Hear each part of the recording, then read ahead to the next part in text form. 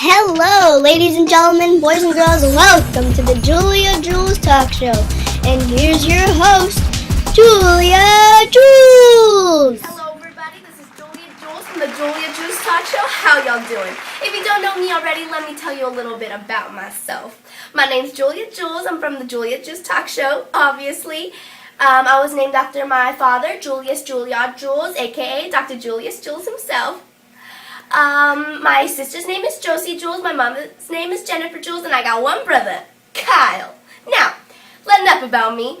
Let's introduce our very special guest from France, Sylvain Lucette Antoinette Mella. Bonjour, mon nom est Sylvain Lucette Antoinette Mella. Now, tell me, what is your play about? Well, my play is about the women, and in the 1800s, 1830s approximately, and it is this woman, and she is very poor, very poor, and she has no husband, and she has one daughter, and that is shamed upon, so she has a job, correct? And she gets fired from the job because she has no husband to father her child, and so the boss fires her, and she gets kicked out of the streets and resorts to prostitution, and yeah, basically that is the first part of my play. Okay. Sylvain's play took place when the French Revolution was very close to ending. Just in case you didn't know, the French Revolution started in the year 1789 and ended in the year 1804. Tell me, what was the lifespan back then? If you were wealthy, very rich, a lot of money, you would live to be about 40s, high 40s maybe. But if you were very poverty or poor, you would be about 30, 35 maybe when you die. So. Now, what gave you the inspiration for this topic? Well, I got the inspiration from the famous play Les Miserables, but I wanted to do something more different and unique, so I focused more on the women's rights and poverty women in the 1800s, and I think that it was just as good as Les Miserables, if not better even. Yes, I'm a very, very good writer. That is very fascinating. Now tell me, how do you think this play can help people in the future or with personal experiences? Well, the younger kids in about 7th or 8th grade, they find love and they go out or whatever you want to call it for about a week, and then they break up or whatever. And that's obviously not true love. You just think they're very cute by their looks maybe or something like that. You think they're funny, but that is not true love. That is very fascinating, actually. How many people recited to prostitution?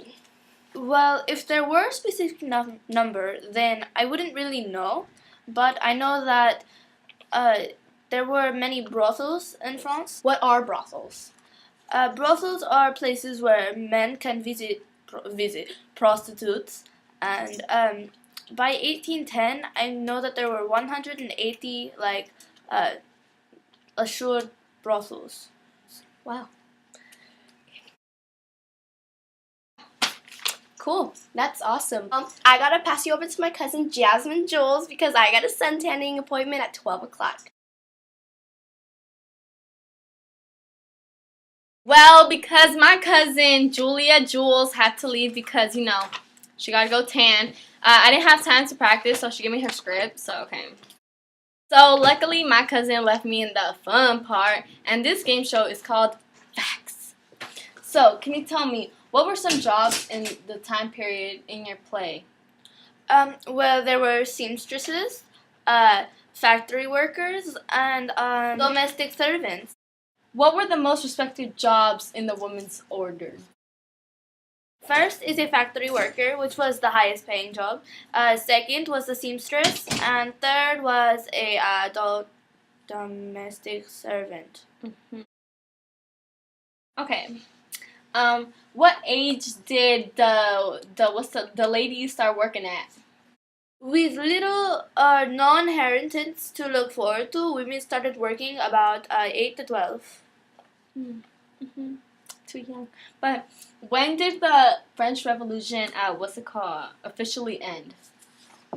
Most scholars agree that the era of revolution ended with Napoleon crowning himself in about 1804. Mm-hmm. Okay. What happened to the woman's inheritance after they got married? It all belongs to the husband once they get married. Everything that she owns belongs to him also, including her body. What would happen if a woman attempted unhappy marriage? She could be captured by the law and punished very severely, but by the way, the law ended in about 1891. Did rich women like me get educated? Even though women did not get education or go to college, wealthy women could attend a just normal school and learn reading, writing, and arithmetic. Arithmetic, the branch of mathematics dealing with the properties and manipulations of numbers. Okay.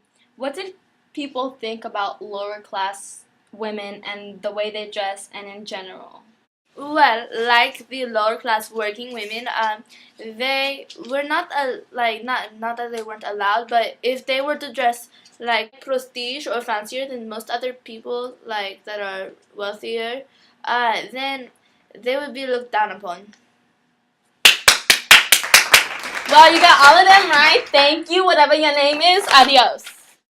A fact Sylvan forgot to mention. Women were broken up into 3 different classes. Women of the upper working class, women of the lower working class, and the underclass working women. The divisions of the classes were very distinct, and although none of the women in any of the classes had much power, there were differences in the daily life, family life, and working life. The lowest of all the women were the underclass women. They would consistently wear dirty clothes and messy buns.